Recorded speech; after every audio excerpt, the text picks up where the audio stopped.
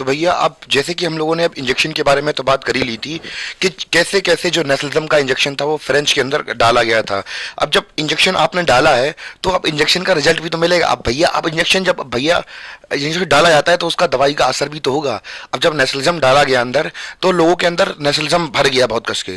तो अब भैया ऑब्जेक्टिव क्या बन गया फ्रेंच रेवोल्यूशन का, वो भी समझते हैं कि भैया जब आपको मान चलिए कि जब आई थिंक मुझे ध्यान है कि जब मैंने पहली बार अपने पैसों से कोर्स खरीदा तो मैंने अपने फ्रेंडों को सबसे कहा भाई ले ले भाई ले ले। तो फिर एक तरीके से अच्छा लगता है जब आपके साथ कुछ अच्छा होता है। तो आप भी चाहते हैं कि आपके साथ जब आपके साथ अच्छा हो तो आपके दोस्तों के साथ भी अच्छा हो। तो भैया इनका ऑब्जेक्टिव क्या बना लिया है फ्रेंच वालों ने, देख लीजिए आप लोग। तो क्या ऑब्जेक्टिव बनाया, the revolutionaries further declared that it was the mission and the destiny of the French nation to liberate the people of Europe from despotism. यानी कि अब ये लोग क्या करेंगे, यानी कि जो रेवोल्यूशनरीज थे उन्होंने कहा कि बस अब छोड़ दीजिए, अब हमारा ये कर्तव्य बनता है कि हम लोग क्या करें, हमारे जो यूरोप के दूसरे लोग हैं उन्हें भी क्या करें, लिबरेट करें फ्रॉम द किससे, डेस्पोटिज्म से। और ये क्या करेंगे, हेल्प करेंगे, help other people of Europe to become nation. तो ये लोग क्या करेंगे, रेवोल्यूशनरीज हेल्प करेंगे दूसरे नेशंस को क्या करने में, इमर्ज करने में, यानी कि जो पुराने जंजीरों में लदे हुए लोग थे उनको बचाने की कोशिश करेंगे। जैसे कि हम लोग बात करें कि इसमें हेल्प करने के लिए एक बहुत खास नाम निकल के आएगा जिसका नाम था नेपोलियन बोनापार्ट। तो भले ही हम लोग बात करें कि वो बंदा छोटा सा डिंगा सा बंदा था, ठीक है, और हम लोग बात करें यूरोपियंस ने काफी ज्यादा, हम लोग बात करें जब जो ब्रिटिशर्स थे या फिर दूसरे लोग थे जो कि उसके खिलाफ थे, फ्रेंच आर्मी के खिलाफ थे, तो उन्होंने काफी ज्यादा ये का फॉर्म बनाई थी, छोटा सा पंटा 5 फुट का आदमी। पर भैया बंटेपन की बात नहीं होती है, आदमी के अंदर गुर्दा होना चाहिए। तो वो गुर्दा किसके अंदर था, नेपोलियन का था। तो इन कुछ अधिकारी, कुछ सेना, फ्रेंच सेनाओं के साथ में नेपोलियन भी मिलेगा, भले ही वो फायदा उठा ले इस फ्रेंच रेवोल्यूशन का और अपनी जो डिक्टेटरशिप थी वो स्टेब्लिश कर दे। पर वो बंदा इतना डायनेमिज्म अपने अंदर होल्ड करके रखता था, वो क्या कहेगा, my enemies are none, sorry my enemies are many, they said Italy and Egypt. I think मुझे ध्यान है कि मेरे पास उसका वीडियो भी डला है, तो आपको भी सुनाऊंगा मैं, तो सुनना, मजा आएगा सुनने में बहुत ज्यादा। तो सुनिए क्या कहते थे हमारे नेपोलियन साहब, कितनी आप उसकी डायनेमिज्म की थोड़ी बहुत बात सुने तो मजा आएगा। सुनिए जरा, माई एनिमीज आर मैनी।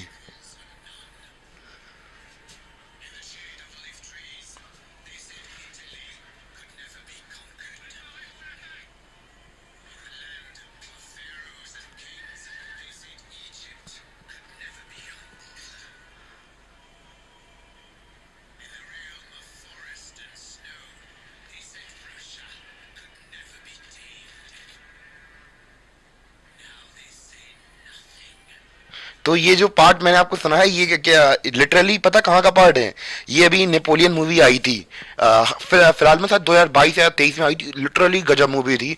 और इसमें भैया उन्होंने बताया था कि मतलब ये डायलॉग्स नेपोलियन के थे उसी मूवी का, मैं पार्ट सुना रहा हूँ कि भैया एक ऑरा होता है आदमी के अंदर, तो ये ऑरे के साथ जब जंग लड़ने निकलते तो लोग सैल्यूट करते थे। इवन की बहुत सारे उस समय के जो फिलोसफर्स थे वो तक काफी इन्फ्लुएंस हो गए थे कि फ्रेंच जो हम लोग बात करें नेपोलियन जैसे आदमी से इतना इन्फ्लुएंस थे वो लोग कि भैया डायनेमिज्म होता है आदमी के अंदर कि भैया अब हम लोग आजाद हुए, आप भी आजाद हो गए।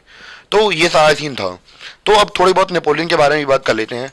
आई थिंक ऑब्जेक्टिव तो समझ में आ गए होंगे आप लोगों को नेपोलियन बोनापार्ट के, तो काफी अच्छे ऑब्जेक्टिव थे। तो बस इतना ही नोट कर लीजिए आप लोग। तो जैसे आपका 1 मार्कर क्वेश्चन में आ सकता है कि फ्रेंच रेवोल्यूशन क्या था, तो मतलब ऑब्जेक्टिव क्या था फ्रेंच रेवोल्यूशन का। बाद में जब लोग ये लोग खुद रेवोल्यूशन, वहां पर रेवोल्यूशन हो गया था, तो further revolutionaries further declared that it was the mission and the destiny of the French nation to liberate the peoples of Europe from the despotism, help the people of Europe to become nation. तो भैया अब एक खास बात और मैं बता दूं कि हम लोग ये पढ़ क्यों रहे हैं, तो आप लोग खुद सोच के देखिए। हम लोग दुनिया में आधी से ज्यादा दुनिया के अंदर हम लोग अभी भी डेमोक्रेसी देख रहे हैं कि डेमोक्रेसी का असर पड़ चुका है। जैसे कि अगर हम लोग बात करें इंडिया की, तो इंडिया के अंदर भी क्या आ गई है, डेमोक्रेसी तो आपको पता ही आ चुकी है। तो अब हमारे देश में कैसे ये सिस्टम स्टेब्लिश हुए, कहाँ का इन्फ्लुएंस था भैया, यूरोप में फ्रेंच से हम लोग बात करें उनसे आइडिया फैला। तो अब इनका अगर ये ऑब्जेक्टिव नहीं बनता तो क्या लगता है आपको, क्या यहाँ पे हम लोग रेवोल्यूशनाइज हो पाते या फिर हम लोग बात करें हम लोग फ्री हो पाते। एक तरीके से ये सारी चीजें धीमे धीमे चिंगारी का काम किया इन्होंने और बताया। हमारे जो काफी बड़े हमारे जो लीडर्स थे वो विदेशों में जाके पढ़े और उन्हें पता चला कि हाँ हाँ फ्रेंच में भी ऐसी चीजें हुई हैं। तो जब उससे ये चीजें इंस्पायर करती हैं, जरूरी नहीं कि इन्होंने फिजिकली हमें हेल्प किया हो, पर एक तरीके से ये भी समझ लीजिए लीजिए, पर इन्होंने हमें इंस्पायर तो किया हमें अपनी जंग लड़ने के लिए। आप ऐसे भी तो समझ सकते हैं कि इन्होंने कैसे हमें हेल्प किया। इवन कि हम लोग बात करें कि अगर आपको पता हो कि जब ब्रिटिशर्स यहाँ पे राज कर रहे थे, तो एक बंदा था अपना साउथ इंडिया से, मैसूर का किंग, आपको पता होगा, उन्होंने लेटर भेजे थे, डिप्लोमेटिक संबंध थे नेपोलियन साथ, वो आने वाला था इंडिया में। गलती से अगर आ जाता ना तो लिटरली इंडिया की कंडीशन दूसरी होती है अभी भी, लिटरली। तो आई थिंक इतना क्लियर हो गया होगा आप लोगों को ऑब्जेक्टिव क्या थे फ्रेंच रेवोल्यूशन के। तो हम लोग बात कर ही रहे थे कि नेशनलिज्म, भैया नेपोलियन का क्या क्या रोल था वो तो हम लोग समझ लिया, ठीक है।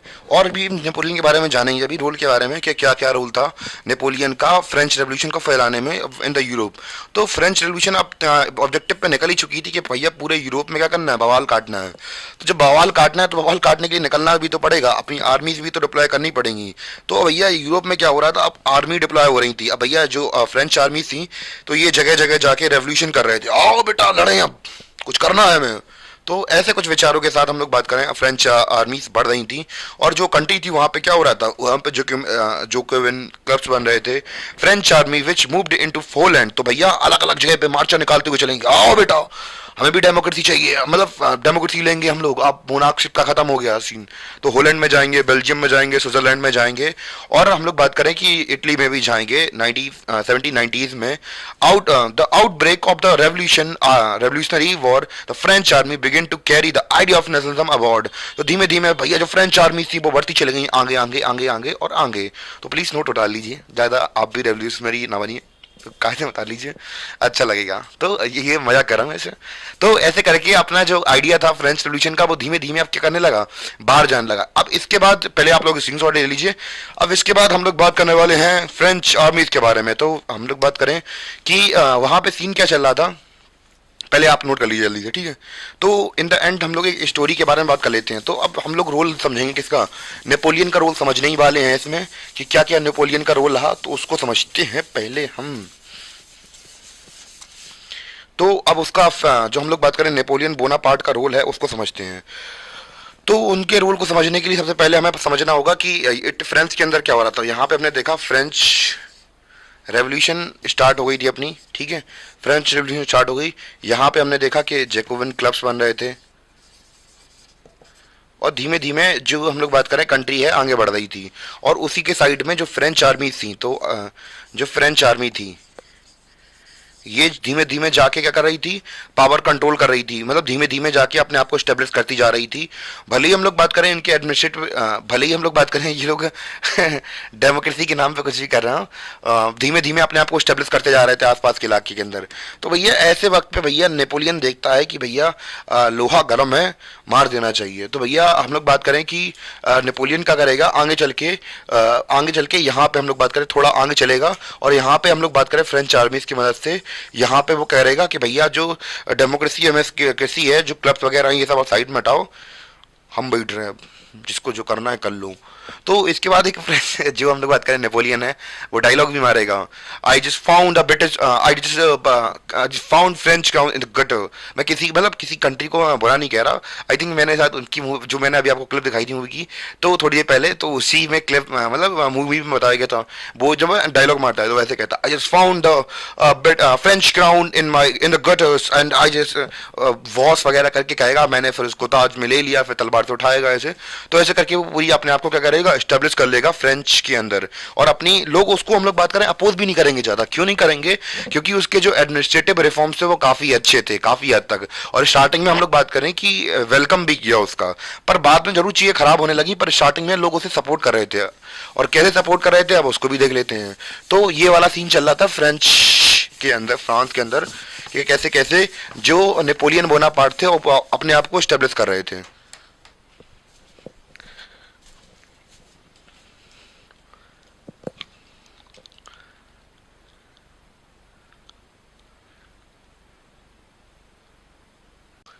तो गाइस हम लोग बात ही कर रहे थे नेपोलियन के बारे में। तो अब हम लोग बात करेंगे कि क्या क्या रिफॉर्म्स लाया था। हम लोग बात करें नेपोलियन से, जिसकी वजह से हम लोग बात करें कि वहाँ की फ्रांस की जो जनता थी वो खुश थी उसकी डिक्टेटरशिप से। भैया इन लोगों को, आपको याद होगा कि इन लोगों ने कुछ समय पहले ही डिक्टेटरशिप मोनार्कशिप को हटाया था और डेमोक्रेसी इस्टेब्लिश की थी। पर हम लोग बात करें कि इन्होंने ऐसा क्या था नेपोलियन के अंदर कि इन्होंने जो मतलब फ्रांस के लोग थे उन्होंने एक्सेप्ट कर ली थी उसकी डिक्टेटरशिप। तो समझते हैं। तो भैया फ्रांस के अंदर हमें पता है कि हम लोग बात कर रहे थे कि धीमे धीमे फ्रांस का जो फ्रेंच आर्मी थी तो वो क्या कर रही थी, धीमे धीमे जो फ्रेंच रेवोल्यूशन का इफेक्ट था तो अब धीमे धीमे जो कमांड कर रही थी यूरोप के ऊपर अलग अलग जगह पे जा रही थी और अपने आप को स्टेब्लिश कर रही थी। तो नेपोलियन क्या कर रहा था, फ्रांस आर्मी के साथ मिलकर यूरोप के ऊपर क्या कर रहा था, स्टेब्लिश हो रहा था धीमे धीमे, और जो फ्रेंच रेवोल्यूशन के आइडियाज थे उनको स्प्रेड कर रहा था। क्लियर। और हम लोग बात करें Napoleon set about the introducing many of the reforms that he had already introduced in France. तो भैया जो नेपोलियन था वो हमें पता है आर्मी का पार्ट था, तो भैया वो धीमे धीमे जो रिफॉर्म्स थे वो कंट्री के अंदर लाता जा रहा था, जो कि मतलब फ्रेंच रेवोल्यूशन में जो भी रिफॉर्म्स वो अपनी कंट्री अपने मतलब कंट्री के ऊपर लाया था। तो वो जो कंट्री के अंदर रेवोल्यूशन के थ्रू हम लोग बात करें रिफॉर्म्स थे वो आए थे, अब वो यूरोप के दूसरे जो पार्ट्स थे वहां पे अब वो फैला रहा था। क्लियर। तो अब ये वाला सीन हो रहा था। Through return to monarchy Napoleon had no doubt destroyed democracy. तो यहाँ पे अब नेपोलियन ने क्या किया, जब काफी हद तक चीजें सही हो गई उसके सामने, जब लोहा ज्यादा गर्म हो गया तो फिर नेपोलियन ने क्या कहा, उसने यही कहा कि भैया अब कुछ बचा ही नहीं है, कुछ हथौड़ा गर्म, वो लोहा गर्म है, टन सीना मार दो और गर्म कर लो लोहा अपना। ठीक है। तो ये सीन देखने को मिल रहा था in France, but in the administrative field, he had incorporated revolutionary principle in order to make the whole system more rational and efficient. तो भैया उसने क्या किया, धीमे धीमे भैया कैसे भी करके जो डेमोक्रेसी थी उसको तो क्रश कर दिया, पर एक काम बहुत अच्छा किया उसने एडमिनिस्ट्रेटिव फील्ड में, हम लोग बात करें रिफॉर्म्स बहुत अच्छे किए। तो उसने ऐसा क्या किया कि भैया लोग उसकी डिक्टेटरशिप को फिर से मतलब मोनार्कशिप को फिर से अप्लाई करवा लिया, यानी कि अपनी कंट्री के अंदर भी कुछ सालों पहले ही हम लोग बात कर रहे हैं कि वहां की जनता ने मोनार्कशिप को हटाया था और कह रहे डेमोक्रेसी चाहिए। तो ऐसा क्या था, ऐसी ऐसी कौन सी चीज थी कि भैया जो नेपोलियन लेके आया जिससे कि उसने अपनी फिर से डेमोक्रेसी को हटाकर मोनार्कशिप को वहां पे स्टेब्लिश कर लिया। तो वो थे उसके एडमिनिस्ट्रेटिव रिफॉर्म्स। तो भैया अब लोग सोच रहे हैं भैया हटा तो दिए डेमोक्रेसी, पर हमारे पुरानी रूलर्स की तरह तो नहीं है कि भैया कि हमारे बारे में सोचते ही नहीं है। तो ये क्या लाया था, कुछ अच्छे अच्छे कोर्स लाया था, हम लोग बात करें कुछ अच्छे ऐसे नियम कायदे या कानून लाया था जिससे लोग गवर्न मतलब पूरी कंट्री को गवर्न करते थे। और ऐसा तो नहीं था कि भैया ये थैला हमारे रख के ले आया अपना ये सारी चीजें। तो अब हम लोग बात करें कोड लेके आया था, इसके जो कानून थे उससे क्या कहा गया, सिविल कोड ऑफ 1804। क्या कहा गया, civil code of 1804। I think इतना क्लियर हो गया होगा कि कैसे हम लोग बात करें नेपोलियन ने जो फ्रेंच रेवोल्यूशन के आइडियाज थे वो फर्दर आगे जो यूरोप था वहां पे फैलाए, और फिर बाद में उसने क्या किया, डेमोक्रेसी को क्रश किया और अपनी जो मोनार्कशिप थी वो एस्टेब्लिश कर ली। और लोगों ने भी उसका विरोध नहीं किया क्योंकि उसके एडमिनिस्ट्रेटिव रिफॉर्म्स काफी इफेक्टिव और अच्छे थे। और वो कौन से कोड लेके आया था, ऐसे कौन से नियम लेके आया था, बुलाया था नेपोलियन ने कोड लाया था।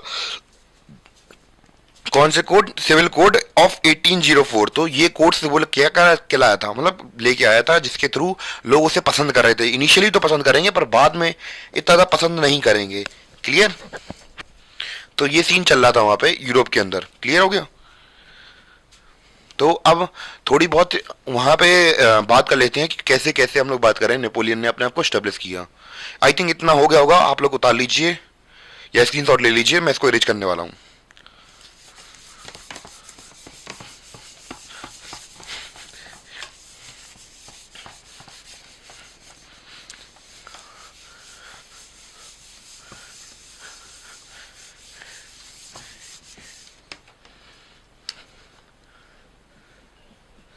तो अब हम लोग थोड़ा थोड़ा समझ लेते हैं कैसे कैसे चीज़ें चल रही थी यूरोप के अंदर या फ्रांस के अंदर, उसको समझते हैं। सबसे पहले क्या हुआ, रेवोल्यूशन हुआ, फ्रेंच रेवोल्यूशन हुआ हमारा। ठीक है। कब हुआ, 1789 में। तो भैया धीमे धीमे रिपब्लिक्स बनने लगे, काफ़ी सारी चीज़ें हुई पर ज़्यादा कुछ नहीं हो पाया, जोकोबिन क्लब्स बनने लगे। जोकोबिन जोकोबिन क्लब्स बनने लगे यहाँ पे हमारे, जब जोकोबियन क्लब्स बन गए और उसके बाद क्या हुआ, जो क्लब्स भी बनने लगे, फिर इसको फर्दर हटा के हम लोग बात करें डायरेक्टरी भी आई। उसके बाद डायरेक्टरी आने के बाद यहाँ पे क्या चल रहा था, जो नेपोलियन था हमारा, वो धीमे धीमे आगे अपनी जो गाड़ी थी बढ़ा चल रहा था। मतलब नेपोलियन अपनी आर्मी के थ्रू स्टेब्लिश करता जा रहा था अपना साम्राज्य। और यहाँ पे हम लोग बात करें 1800 के आसपास में वो क्या कर लेता है, डेमोक्रेसी को पूरी तरह से खत्म कर देता है और अपनी जो मोनार्कशिप थी, जो यूरोप मतलब फ्रांस था, वहां पे स्टेब्लिश कर देता है। इवन की उस समय के जो फिलोसफर्स थे वो भी नेपोलियन से इतने ज़्यादा इन्फ्लुएंस थे कि बहुत से लोगों ने उसके बारे में बढ़ चढ़ के बात की है नेपोलियन के बारे में। तो ये सीन चल रहा था कहाँ पे, यूरोप के अंदर। तो ऐसे करके जो नेपोलियन बोनापार्ट थे उन्होंने अपना साम्राज्य स्थापित किया था कहाँ पे, यूरोप के अंदर। या फिर हम लोग बात करें फ्रांस के अंदर एक महाशक्ति बन के निकले थे कौन, हमारे नेपोलियन बोनापार्ट। आई थिंक इतना क्लियर हो गया होगा आप लोगों को। तो मेरे भाइयों और बहनों, हम लोग बात कर रहे थे नेपोलियन एक कोड के बारे में। तो जैसे कि हमें पता है कि हम लोगों ने बात कर ली थी कि भैया जो वहाँ की जनता थी, अलग अलग देशों की जनता थी, वो कि जो डेमोक्रेसी थी वो खत्म होने के बावजूद भी जो डिक्टेटरशिप थी वो एक्सेप्ट कर रही थी किसकी, नेपोलियन की। अब उसका कारण क्या था, क्या कारण था जिसकी वजह से नेपोलियन को एक्सेप्ट किया गया था? तो भैया वो ऐसे कुछ रिफॉर्म्स लाया था जो कि सोसाइटी के लिए बहुत अच्छे थे। तो वो कौन कौन से कोड थे, उन्हें कहा गया सिविल कोड ऑफ 1804, या फिर उन्हें प्यार से भाषा में हम लोग क्या बोलते हैं, नेपोलियनिक कोड बोलते हैं। क्या बोलते हैं, नेपोलियनिक कोड। तो ये है हमारे नेपोलियनिक कोड। तो क्या थे नेपोलियनिक कोड, इसको समझते हैं हम। सबसे पहला हमारा कानून क्या कहा गया था, रिमूव ऑल प्रिविलेजेस। तो ये इसी से जुड़ा हुआ है, remove all privileges based on birth, established equality before law, the law before law and secure the right to property. तो सबसे पहले क्या किया गया, तो पहले के समय में हमें पता है कि चाहे यूरोप हो चाहे कोई दुनिया का दूसरा पार्ट हो, तो हम लोग पुराने समय से देखते हुए आए हैं कि जो पुराना समय था उस समय पर जो राजा महाराजा थे उनका राज चलता था। जब राजा महाराजा का राज चलता था तो उन्हें बहुत सारी सुविधाएं दी जाती थी। तो अब जो भी आप लोग पैदा होते हैं, तो जैसे आप मंत्री मंत्री घर में पैदा हुए तो आपको बड़े ठाट बाट से पाला जाता है और समाज के अंदर आपको बहुत सारी सुविधाएं दी जाती हैं कि अगर आप कहीं पे गए तो पहला काम आपका होगा, दूसरा काम दूसरों का होगा। तो ये सारा सीन होता है। तो जितनी भी सुविधाएं दी जाती थी क्लासेस को देख करके आप किस जगह पे पैदा हुए, तो वो सारी चीजें खत्म कर दी गई। भले ही आप चाहें कोई मंत्री संतरी जिसके भी बेटे हों, तो इससे फर्क नहीं पड़ने वाला है। क्या हमारे यहाँ भी ऐसा होता है? हाँ होता है, अभी भी लिटरली अगर आप लोग देखें तो आपको पता चलेगा, हाँ ऐसा ही होता है। और कैसे होता है ये बता देता हूँ मैं आपको। तो आप देखेंगे कि आपके कोई रिश्तेदार होंगे, कोई जान पहचान की बड़ी पोस्ट में, तो आप कहेंगे कि भैया हमारे रिश्तेदार हैं, बात कर लेना, फूफा ताऊ हमारे विधायक, फूफा हमारे सांसद। तो ये सीन होता है। तो अब जो नेपोलियन था उसने ये ताऊ फूफा वाला काम खत्म कर दिया। उसने कहा कि भैया आप योग्य हैं तो आपको मिलेगा, नहीं हो तो नहीं मिलेगा। तो सबके मतलब इक्वलिटी, कानून के सामने सब बराबर थे और जो राइट टू प्रॉपर्टी थी वो मिल गई थी। पहला पॉइंट समझ में आया, क्लियर हो गया कि कैसे कैसे हम लोग बात करें नेपोलियन ने जो जन्म के बेसिस पर हमें जो अधिकार मिलते थे वो सारे सारे खत्म कर दिए गए। ठीक है, सबके लिए कानून बराबर हो गया। दूसरा क्या लिखा, Napoleon simplified administrative division, abolished the feudal system and freed peasant from serfdom and manual dues. तो अब समझते हैं क्या होता है, कैसे कैसे इसने जो हम लोग बात करें एडमिनिस्ट्रेटिव डिवीजन थे उनको अबोलिश किया था, नहीं खत्म किया था, और जो फ्यूडल सिस्टम था उसको हटाया था, और जो पीजेंट थे उन्हें सर्वडम से फ्री कराया था। ये बात हमने की। अब इन सबको समझते हैं। तो सबसे पहले हम लोग बात करें फ्यूडलिज्म के अंदर क्या होता है कि जो छोटे छोटे से जमींदार होते हैं, तो मैंने आपको पहले ही बता चुका हूँ कि यूरोप के अंदर एक कॉन्सेप्ट चलता है फ्यूडलिज्म का, कि उसमें होता क्या है,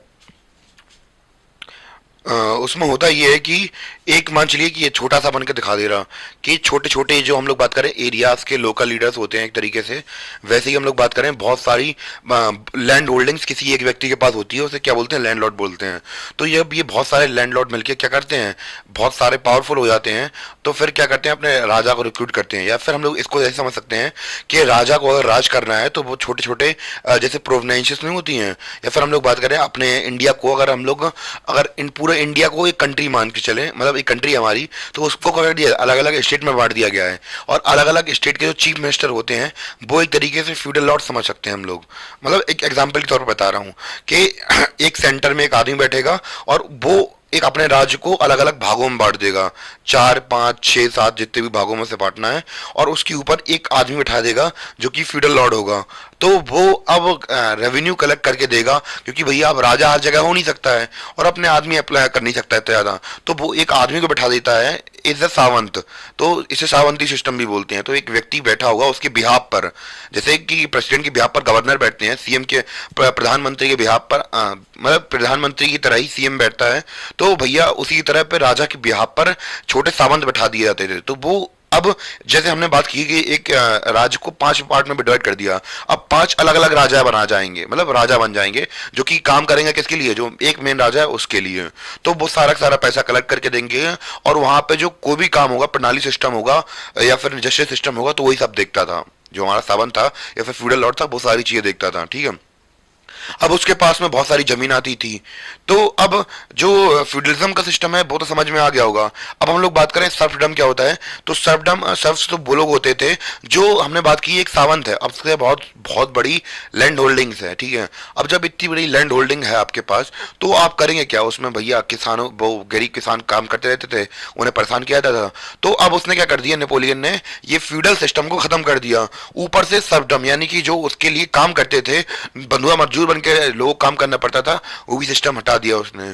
तो अब जे क्या थे, जे ऐसे ही हम लोग बात करें पहले की वैसा चलती थी कि जो राजा होता था वो अपना सावंती सिस्टम ऐसे ही चलाता था कि अलग अलग प्रांतों को बांट दिया और वो रूल कर रहे हैं। तो अब ये जो सिस्टम था फ्यूडलिज्म का, वो उसने हटा दिया, ठीक है।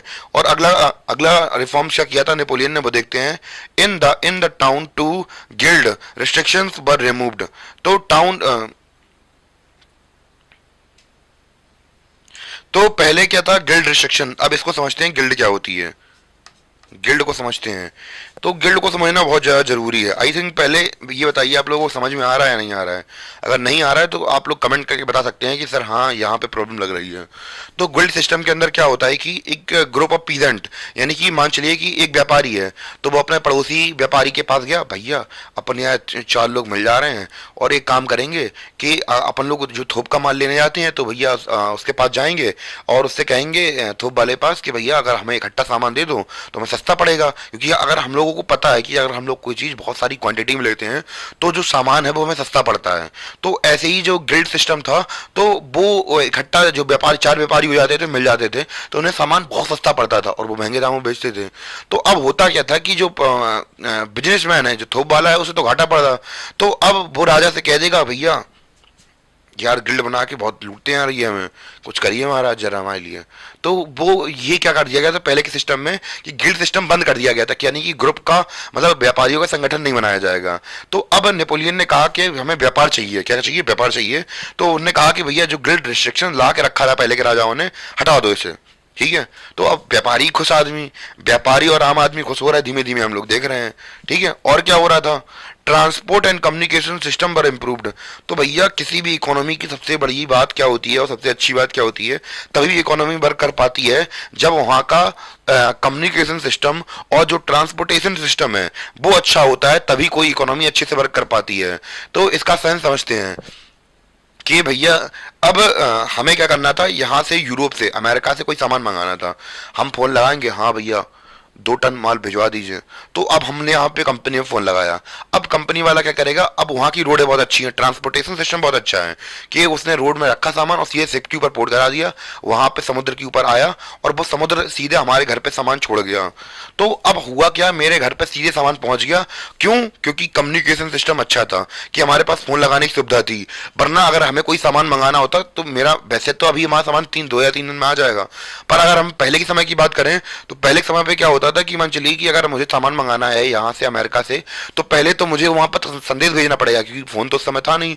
तो हमें चिट्ठी लिख के भेजना पड़ेगा। एक व्यक्ति 6 महीने तक ट्रेवल करके वहां पहुंचेगा, ठीक है। अब ट्रेवल करके पहुंचा, अच्छा ऐसी बात है, तो अब वो लिख के पूरा बता देगा कि हाँ इतना इतना पैसा लगेगा। अब वो फिर भेजेगा अपना जो डील, मतलब और भी कुछ डिटेल पूछ रही हो तो और भेजेगा पहले। फिर 6 महीने बाद हमारे पास लेटर आएगा, 1 साल बीत गया। फिर हम कहेंगे हाँ ये रिफॉर्म्स होने, ठीक है। फिर हम उसके बाद मैसेज भेजेंगे, फिर वो मैसेज भेजेगा, लेके जाएगा संदेश भाग, तो संदेश भाग का खर्चा अलग लग रहा। अब वो मैसेज पहुंच गया वहां पे, अब अमेरिका मैसेज पहुंचा, अब अमेरिका मैसेज पहुंचा तो भैया उन्होंने बनाना शुरू किया। अब भैया कोई सामान रखा भी है मान चलिए उनके पास, तो लाने के लिए ट्रांसपोर्टेशन सिस्टम अच्छा नहीं था, तो टुकड़ों टुकड़ों में लाएंगे, तो 3-4 साल तो हमारे ऐसे ही बर्बाद हो गए। और यहाँ हम लोग 2-3 दिन में काम कर रहे हैं, वहाँ 3-4 साल लग रहे हैं। तो अब ये ट्रांसपोर्टेशन सिस्टम और कम्युनिकेशन सिस्टम होने का अच्छा एग्जाम्पल है कि आपको समझ में आएगा कैसे चीजें काम करती हैं। कम्युनिकेशन सिस्टम और ट्रांसपोर्टेशन सिस्टम से ये आसानी हो जाती है। और लास्ट पॉइंट क्या लिखा हमारा, artisans, peasants, workers and new businessmen enjoyed a new find freedom। तो अब उन्हें जो नई नई मिली आज़ादी थी, इससे भैया बड़ा मजा आ रहा था। ये सारी चीज़ें उन्हें बहुत अच्छी लग रही थी।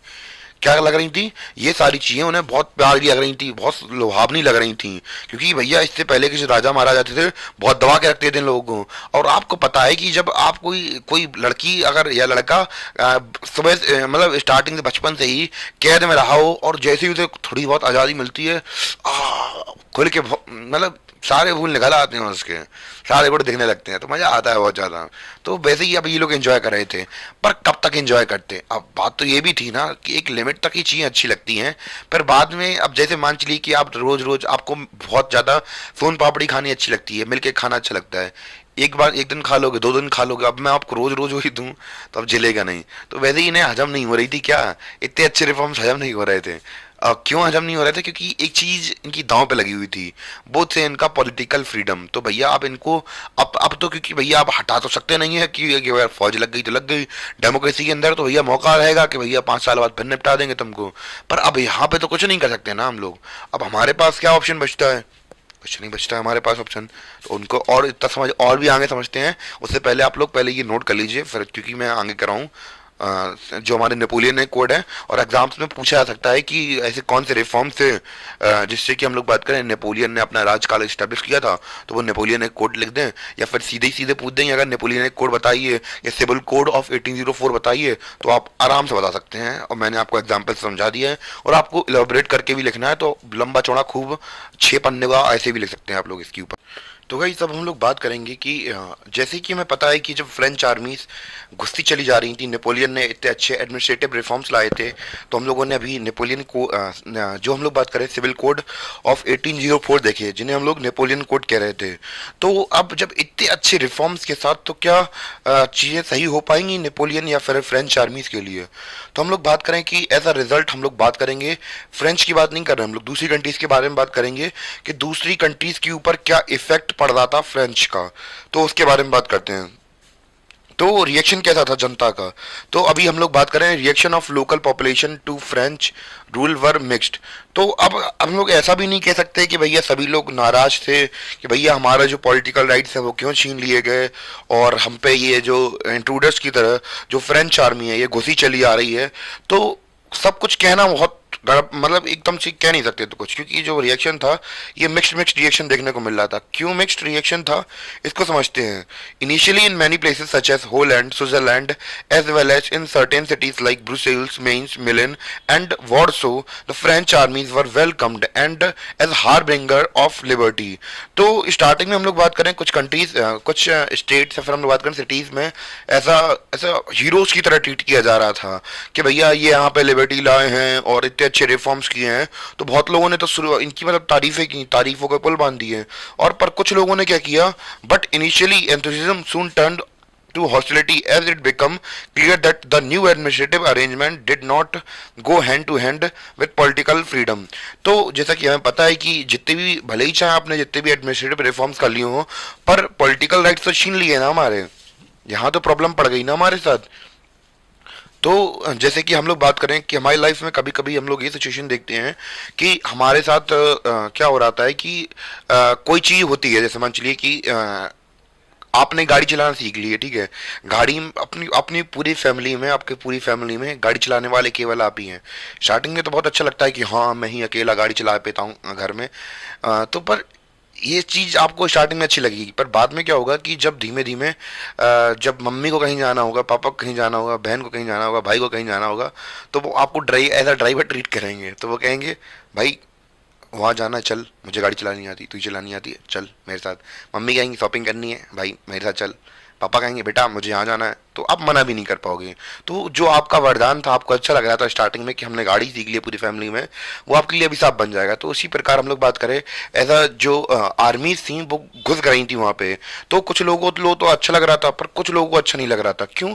क्योंकि हम लोग बात करें कि अब मान चलिए कि अब आर्मीज अगर अटैक करती हैं किसी कंट्री के ऊपर, जीत लेती हैं, तो आर्मी आपसे आप सब क्या करेगी? तो भैया आर्मी ने आपको जीता है तो भैया ऑब्वियस सी बात है, तो आपको उनके लिए लड़ना पड़ेगा। और हम लोग क्यों लड़े किसी के लिए? तो ऑब्वियसली बात है कि अगर आपको किसी के खिलाफ लड़ा दिया जाए तो आप कहेंगे कि हम क्यों लड़ें। तो अगर आर्मी में कोई भर्ती होता है तो भैया देश के लिए जज्बा होता है कि हाँ हमें अपने देश के लिए कुछ करना है। पर फ्रेंच आर्मीज के लिए हम लोग क्यों मरे? तो ना को वो हमारे हैं, एक तो बस लिबर्टी दिला दी उन्होंने, एडमिनिस्ट्रेटिव रिफॉर्म अच्छे कर दिए, ठीक है, पर हम तो अपने देश के लिए लड़ेंगे, उनके लिए क्यों लड़ने वाले हैं हम? तो बस यही तो सवाल था इनिशियली, इसलिए पसंद नहीं आ रहे थे। तो स्टार्टिंग में तो अच्छे लग रहे थे, गुड़ा बहुत अच्छा लगता है, पर धीमे धीमे जब आप उसे खाते रहते हैं, एक बार दो बार तीन बार, बार बार खाते रहो, दिन भर खाते रहो, तो आदमी उब जाता है, तो अच्छी भी नहीं लगती ये सारी चीज़ें जब बार बार ये सारी चीज़ें होती हैं। आई थिंक इतना क्लियर हो रहा होगा आप लोगों को। तो गाइस हम लोग अब बात करेंगे कि क्यों जो हम लोग बात करें रिएक्शन से लोगों के, वो मिक्स हो रहे थे। जैसे कि हम लोगों ने बात की थी, जो फ्रेंच आर्मी थी वो जबरदस्ती घुस रही थी अब वहाँ पे, तो अब वो लोग क्या कर रहे थे? तो ये इन लोगों ने क्या कारण किए, मतलब क्या ऐसी चीज़ें की थी जिसकी वजह से लोगों को ये अच्छे नहीं लग रहे थे? ठीक है, उनके रीजन समझते हैं। इंक्रीज टैक्सेशन, तो भैया कर लगाना शुरू कर दिया। तो आपको पता है कोई भी गवर्नमेंट को चलाने के लिए, कोई भी आर्मी को रन करने के लिए फर्स्ट ऑफ ऑल आपको क्या चाहिए पड़ेंगी? फंडिंग चाहिए पड़ेंगी। तो फंडिंग कहाँ से आएंगी? टैक्स कलेक्ट करके आएंगी। सेंसरशिप सेंसरशिप लगा दी, फोर्स्ड कॉन्स्क्रिप्शंस इनटू फ्रेंच आर्मीज। तो सेंसरशिप मतलब होता है किसी चीज़ पर रोक लगा देना, जैसे कि हम लोग बात करें बुराई नहीं कर सकते, और अलग अलग चीज़ों से सेंसरशिप लगाई जाती है। और हम लोग बात करें कि ज़बरदस्ती आर्मी में भरा जा रहा था। जैसे कि हम लोग बात करें कि मैंने अभी हाल थोड़ी देर पहले आपको बताया था कि अगर हम लोग किसी भी अपनी इंडियन आर्मी के लिए भी अगर भर्ती होते हैं, तो फिर अंदर से एक पहले तो पैसे तो एक सेकेंडरी चीज़ होते हैं, प्राइमरी इंटेंशन क्या होती है? अपने देश के लिए सर्व करना है, कि अपने देश के लिए कुछ करना चाहते हैं हम लोग। तो पहली हमारी मतलब उम्मीद यही होती है कि अपने देश के लिए कुछ करना है। इसलिए हम लोग बात करें कि पहला काम क्या होता है कि अपने देश के लिए कुछ करना है, इसलिए हम लोग आर्मी के अंदर सेलेक्ट होते हैं। पर ये लोग जबरदस्ती भरवा रहे हैं, क्योंकि अगर हम लोग बात करें कि सेंस ऑफ बिलोंगिंग कैसे आएगी, कि भैया अगर हम लोग बात करें कोई पर्सन इंडिविजुअल होगा, जैसे मान चलिए कि दूसरे कंट्री का इंडिविजुअल है, तो वो हमारी कंट्री की आर्मी के लिए क्यों मतलब लड़ेगा? भले ही हमारी कंट्री को उसने हरा दिया हो, पर no, I just don't do this. ठीक है, तो फिर ये वाला सीन हो जाता है। तो जब अस्सी आर्मी में रिक्रूटमेंट हो रही थी, conquer the rest of Europe, क्यों अब भैया आर्मीज को क्यों? तो भैया ये लोग कह रहे थे कि भैया फ्रेंच आर्मीज को हम लोगों ने स्ट्रॉन्ग बनाना है, तो फिर आप लोग जल्दी भर्ती हो जाइए। क्यों भर्ती हो जाइए? क्योंकि ये जो आइडिया है वो हमें पूरे यूरोप में फैलाना है, तो पूरे यूरोप को हम लोग जीतेंगे। तो अब इस जे इनका नया उद्देश्य बन गया था यूरोप को जीतना, तो फिर all seemed outweigh the advantage of administrative reform, administrative changes. तो भले ही हम लोग बात करें एडमिनिस्ट्रेटिव चेंजेस हुए थे, पर अब ये उस चीज़ों से ज़्यादा चीज़ें मांग रहे थे, एक तरीके से ये समझ लीजिए। अब कोई मतलब नहीं बन रहा था इनके एडमिनिस्ट्रेटिव चेंजेस का, क्योंकि भैया अब हमें नहीं लड़ना है, जबरदस्ती मैं इतना ज़्यादा क्यों कर रहा हूँ? मतलब वही है कि भैया जैसे मान चलिए कि आप हो और आप ट्रेन में जा रहे हो, ठीक है, ट्रेन में जा रहे हो, किसी ने आपको 5 रुपए दे दिए, आपको मतलब कुछ खरीदना था, तो उसने कहा भाई 5 रुपए दे देना, मतलब कुछ आपको भूख लग रही थी, तो आपने 5 रुपए मतलब उससे लेके उसे दे दिए और आपने समोसा खा लिया, ठीक है। अब बाद में क्या हुआ कि भैया अब बाद में आया टीटी आया, ठीक है। अब वो बंदे ने टिकट नहीं लिया था, अब भैया आप क्या करेंगे? वो कहेगा भाई यार हेल्प कर दे। अब भैया आपके 5 रुपए के चक्कर में आपका 500 रुपए का चालान चेक कट जाएगा। अब वो कहेगा भैया थोड़ा पैसे, थोड़ा बात कर ले यार, कह दो हम आपके साथ हैं, टिकट नहीं ले पाए। तो बस वही है कि कुछ चीज़ों का कभी गलत फायदा नहीं उठाना चाहिए। तो बस ये मतलब वही है कि जैसा इसको एक और एग्जाम्पल समझ लीजिए कि भैया हम लोग मछलियों को क्या देते हैं? चारा देते हैं, चारा में छोटा सा कीड़ा लगा देते हैं और डाल देते हैं, और डप पसीना वो जैसी पकड़ती है हम लोग खींच लेते हैं। तो अब हम लोग छोटा चेंज दे के बड़ी चीज़ ले लेते हैं, तो भैया मछली का काम जनता का हो गया समझ लो, कि भैया इनने तो हमें तनक से रिफॉर्म दी और पूरी हमारी जो राइट टू पॉलिटिकल राइट से हमारे वो छीन लिए इन्होंने ऐसे करके। ठीक है, आई थिंक क्लियर हो गया होगा इतना। अब भैया मेकिंग अप नेशनलिज्म के बारे में बात करेंगे कि जो यूरोप था, यूरोप के अंदर नेशनलिज्म कैसे कैसे फैला, और मतलब कैसे कैसे वहाँ पे अगर हम लोग बात करें नेशनलिज्म के बारे में बहुत सारी चीज़ें डिस्कस करने वाले हैं। तो एक तरीके से ये समझ लीजिए एक पड़ाव खत्म हो गया था, हमारा एक पड़ाव खत्म हो गया कि फ्रेंच का अंदर क्या क्या चीज़ें चल रही थी, ये सारी चीज़ें समझ में आ गई होंगी आप लोगों को। तो अभी हम लोग फ्रेंच के बारे में पर्टिकुलरली बात कर रहे थे कि फ्रेंच आर्मी के अंदर या फिर फ्रेंच के अंदर कैसे हो रही थी। अब पूरे यूरोप की बात करेंगे। कि यूरोप के अंदर क्या क्या चल रहा था। तो वही तभी तक हम लोगों ने ये समझा कि हम लोग फ्रेंच रिवॉल्यूशन कर ही रहे थे। तो अभी तक हम लोगों ने ये समझा कि जो फ्रांस था वहाँ पे क्या क्या सीन चल रहा था। यानी कि अभी तक हम लोगों ने केवल ये पार्ट पढ़ा था, हमने जैसे कि स्टार्टिंग में बताया था कि सबसे पहले रेवोल्यूशन कहाँ पे आएगा, अमेरिका में आएगा। तो भैया फिर धीमे धीमे फ्रेंच रेवोल्यूशन होगी, और फ्रेंच में जब चिंगारी लगेगी तो धीमे धीमे जो नेशनलिज्म है वो धीमे धीमे भड़केगा और चिंगारी की तरह काम करेगा और पूरे यूरोप में फैल जाएगा। तो अब हम लोग जो फ्रेंच वाला पार्ट था कि भैया फ्रेंच के अंदर रेवोल्यूशन हो गई, और अब जो फ्रेंच वाला पार्ट था अब खत्म हो गया। अब भैया पूरे यूरोप की बात करेंगे हम लोग कि पूरे यूरोप में नेशनलिज्म कैसे पड़ा। यानी कि एक तरीके से कह सकते हैं कि हमारा जो पहला पड़ाव था वो कंप्लीट हो चुका है। अब हम लोग अपने अगले पड़ाव के ऊपर आ चुके हैं। तो अब हम लोग समझेंगे making of nationalism in Europe. तो कैसे कैसे जो नेशनलिज्म था वो यूरोप के अंदर फैला, अब उसके बारे में बात करेंगे, ठीक है। तो सबसे पहले अगर हम लोग बात करें कि किसी भी देश को नेशनलिज्म की तरह बनाने के लिए हमें क्या क्या चाहिए पड़ता है। कोई देश के अंदर नेशनलिज्म की भावना आनी चाहिए, यानी कि एकजुटता की भावना आनी चाहिए। अगर हम लोग सीधी भाषा में कहें तो no nationalism no nation state. यानी कि अगर नेशनलिज्म नहीं है, देश के अंदर एकता नहीं है, तो कोई नेशन स्टेट बन ही नहीं पाएगा। जैसे कि अब अगर अभी हम लोग यूरोप में देखें तो हमें कई नेशन स्टेट देखने को मिलते हैं, जैसे जर्मनी, इटली। तो ये सब क्या है, नेशन स्टेट्स हैं। पर हम लोग बात करें उस समय पर जब नेशनलिज्म था ही नहीं, तो फिर नेशन स्टेट बनाते कहाँ से। तो अब हम लोग बात करें कि वहाँ पे जो ये देश है, जर्मनी जर्मनी हुआ, इटली हुआ, स्विट्जरलैंड हुआ, तो ये छोटे छोटे किंगडम्स में डिवाइडेड था, यानी कि यूनिफाइड नहीं था। अब जब यूनिफाइड था नहीं तो फिर हम लोग बात करें कि जब यूनिफाइड था नहीं तो फिर नेशन स्टेट कहाँ से बनाते, नेशनलिज्म कहाँ से बनाते। तो यही सब चल रहा था वहाँ पे यूरोप के अंदर। जैसे कि अभी इसके बाद हम लोग एक एग्जाम्पल भी समझेंगे, और उसके बाद फिर हम लोग आगे डिस्कस करेंगे। What we know today as Germany, Italy and Switzerland were divided into kingdoms. तो ये सब किंगडम्स में डिवाइडेड थे, जैसे डचीज, कॉन्टेंट्स। तो भैया जैसे हमारे यहाँ पे स्टेट्स वगैरह होते हैं, तो वैसे ही वहाँ पे कॉन्टेनमेंट्स होते थे, कॉन्टेंट्स में बटे हुए थे। Whose rulers had their autonomous territories. यानी कि वहाँ के जो राजा महाराजा थे इनकी खुद की टेरिटरीज थी। अब जब खुद की टेरिटरीज थी तो भैया यहाँ पे ऐसी कौन कौन सी चीज़ें थी जो कि नेशनलिज्म को इंस्पायर करती हैं। और पहली बात तो ये बात है कि किसी भी कंट्री के अंदर अगर आप लोग देखें तो वहाँ पे ये इंपॉर्टेंट हो जाता है कि कोई भी राजा महाराजा होगा, अगर वो नेशनलिज्म की भावना जगने देगा तो फिर उसका जो साम्राज्य है वो खड़ा कैसे रहेगा। क्योंकि भैया उसका साम्राज्य नेशनलिज्म से खत्म हो सकता है, क्योंकि अगर किसी भी देश के अंदर अगर एकजुटता आ जाएगी, वो राजा को अपने हटा देंगे। तो इसीलिए हम लोग बात करें कि नेशनलिज्म के लिए क्या जरूरी है, ऐसी चीज़ें जरूरी है कि जो सभी को जोड़ के रखें। तो वहाँ पे हमें यूरोप के अंदर कुछ देखने को मिल ही नहीं रहा था, क्योंकि वहाँ पे ये छोटे छोटे कैंटोनमेंट्स में, डचीज में डिवाइडेड था, जर्मनी, इटली, और यहाँ पे ये सारा सीन चल रहा था। क्लियर इतना। तो गाइस जैसा कि हम लोगों ने बात की थी अभी कि जो नेशनलिज्म था यूरोप के अंदर पनपने के लिए क्या कंडीशन चाहिए थी कि वहाँ पे यूनिफिकेशन होना चाहिए था सोसाइटी का, कल्चर का। तो पर अब हम लोग बात करें कि यूरोप में ऐसा हमें कुछ देखने को मिल नहीं रहा था, क्योंकि भैया अगर हम लोग बात करें, मैंने यहाँ पे एग्जाम्पल लिया है एम्पायर ऑफ हब्सबर्ग एम्पायर का। तो जो हब्सबर्ग एम्पायर था, तो भैया अब ये बहुत बड़ा रीजन था कि कहाँ पे, यूरोप में। तो यहाँ पे हमें इतनी ज़्यादा डाइवर्सिटी देखने को मिलती थी। तो मैंने अभी एग्जांपल की मदद से आपको समझाऊंगा कि कितने फैक्चुअल बेसिस पे हम लोग बात करें, वहाँ पे डिफरेंसेस थे लोगों के बीच में, जिसकी वजह से वहाँ पे जो नेशनलिज्म था उसका सक्सेसफुल हो पाना मुश्किल था। जैसे कि हम लोग बात करेंगे कि वहाँ पे कैसी कैसी डाइवर्सिटीज थी, उसके बारे में बात करते हैं। तो रूल्ड ओवर, हम लोग बात करें ऑस्ट्रिया और हंगरी का जो पार्ट है वहाँ पे रूल करते थे कौन कौन से, patchwork of many different regions and peoples.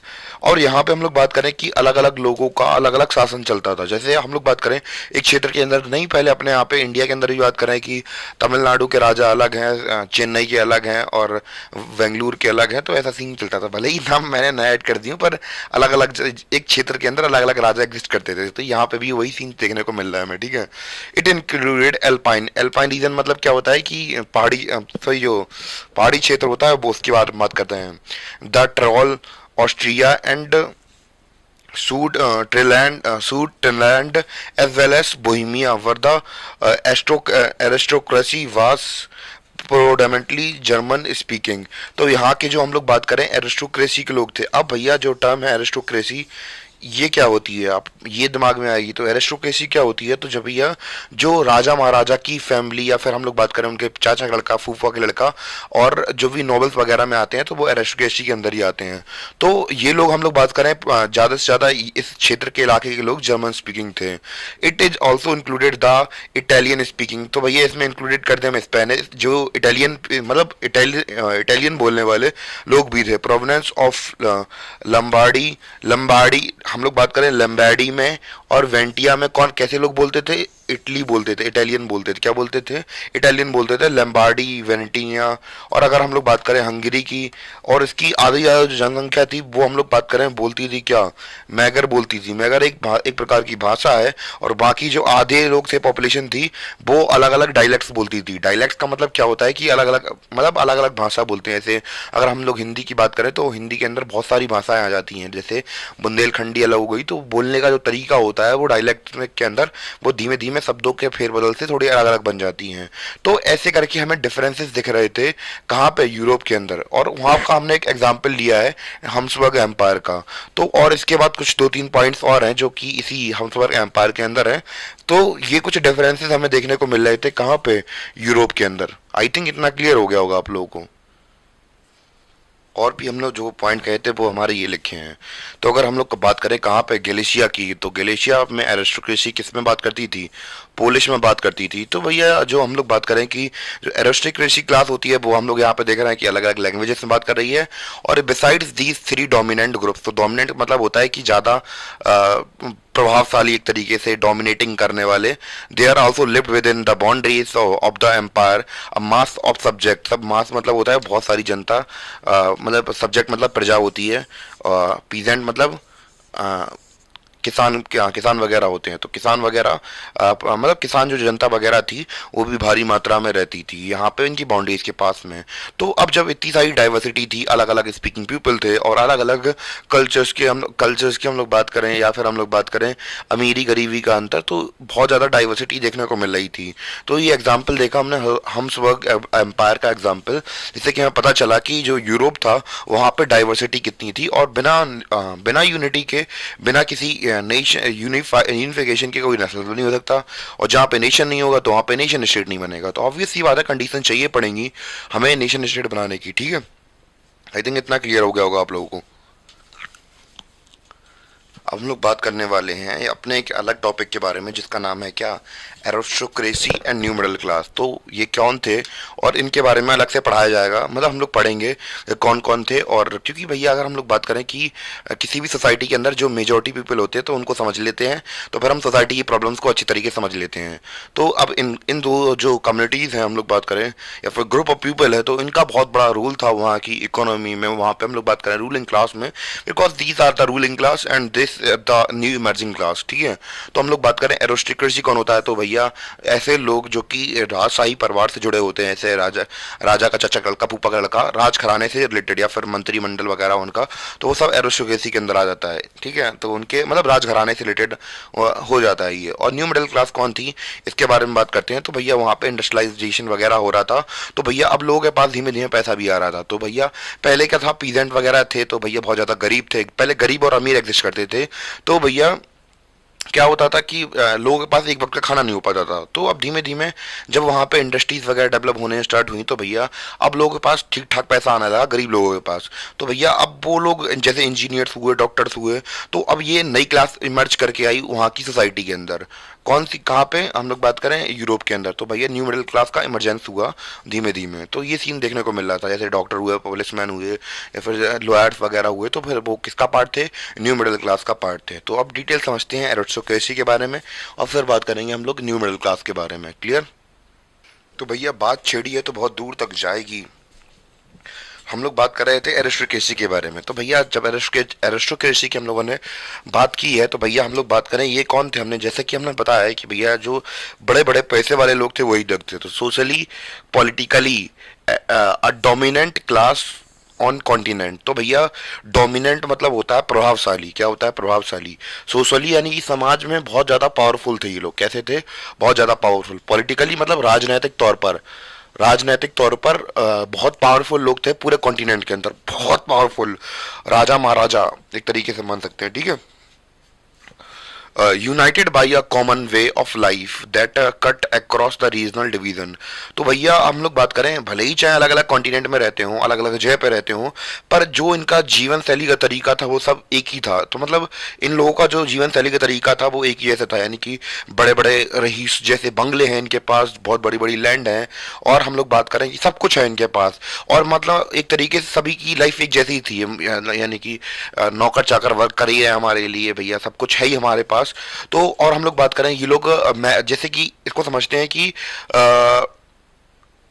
जैसे यहाँ पे लिखी हुई भी है, their families were often connected by ties of marriage. तो भैया हम लोग बात करें भारत देश के अंदर से इसको समझते हैं कि कैसी क्लास थी है। तो भैया हम लोग बात करें कि जब आप गरीब होते हैं तो आप लोगों ने देखा होगा कि आपके शहर में, आपके घर वालों में, आपके पेरेंट्स में, या फिर हम लोग बात करें जो जातिवाद होती है या फिर धर्मवाद होती है, उसको लेकर बहुत ज़्यादा कलेश होते हैं कि भैया धर्म के बाहर शादी कर ली तो बहुत दिक्कत हो जाएगी।